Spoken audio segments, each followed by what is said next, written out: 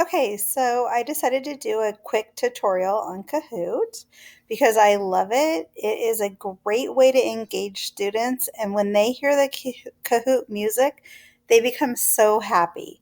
Okay, so you go to Kahoot and you sign in with Google. And then once you sign in with Google and go through all of the tutorials and all that, get out of all of that, you should come to a page like this. And you can create your own or you can find one that's already made. And since Kahoot's been around for a while, there's already a lot of great games already made. So I am going to show you how to find one that's already done and use it in your classroom within minutes. So you sign into Kahoot and you click on Discover.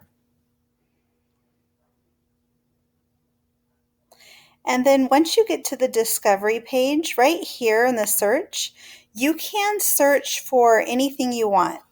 So I know that the eighth graders are reading The Boy in the Striped Pajamas right now. And so I am going to see if there are any games for The Boy in the Striped Pajamas. And I search for it and I come up with tons of games that are already created for this novel. So what I look for is how many times was the game played.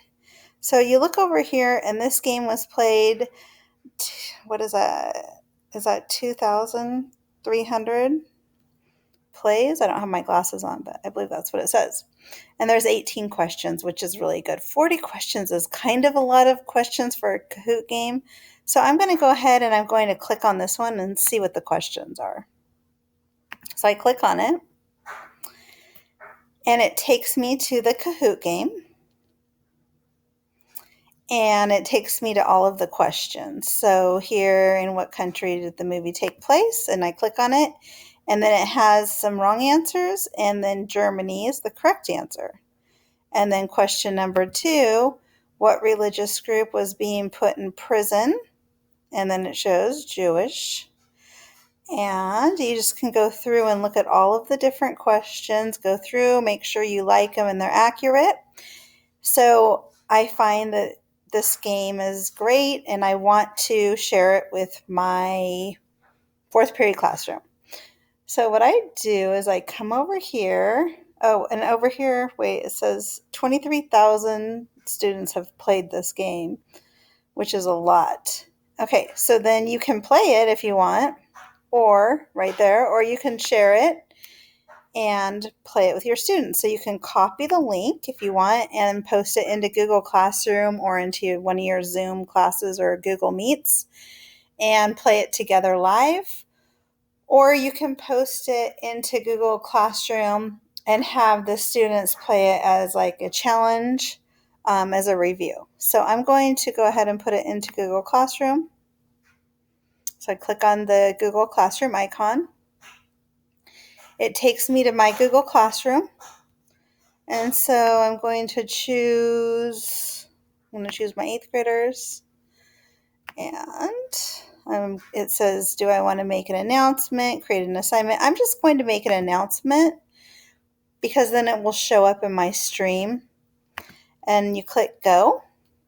And then it posts the link here. And I could just say, go ahead and play at your own pace if they want, or we're going to play this at noon together. And then you just post it. And that's all you have to do. It's that easy. Okay, I'm not going to post it because I'm not teaching English right now. All right. So to click play. So there's 2 different ways that you can play this game. You can play it live, and that's what I was talking about a second ago. Or you can assign it, which is a self-pace, which is the students play at their own pace. This one, when you play it live, the students love it because they get competitive in the classroom, so it'd be really fun to do live in a Google Meet. Or you can assign it as a review, which they would still have fun, but they like to compete with each other right when you're playing it. But either way is you can choose either one.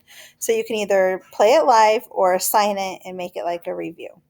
Okay, So let's just say you play it live. So you decide you want to play it live. And if I was going to play it live, the kids love it when they have team mode. And team mode, what that does is it allows the kids to play together in groups. When I was doing a review for a test, I would have them do it individually. So I'd choose classic mode. And so you click on that, classic mode. You can do other things, but with the classic mode here, I'm going to turn off the sound for a second. With the classic mode, you would show this on, you would share your screen on Google Meet, and then the kids would join by going to kahoot.it and then typing in this code. And that's how they would join. You'd start seeing all their little names pop up. Now, sometimes the students don't always choose the most appropriate names. And so in that case, what you can do, let me get out of this one. There's different options here. Let's see. Where's the name? Friendly nickname generator. So you can turn that on if your kids aren't being responsible. You can say, well, the next game I'm going to have, it generate a name for you, which isn't always a bad idea, especially if you're a high school teacher. Okay, so let's say now we're going to do, let's get out of here and let's go back to sharing it and copying the link and pasting it in Google Classroom. So you would paste it, the link, I'm just showing you what the link is. Okay, so then they would come here and then they would just have the answers. I guess that's how this, just sharing it would work. Okay, let me know if you have any questions. Happy Kahooting.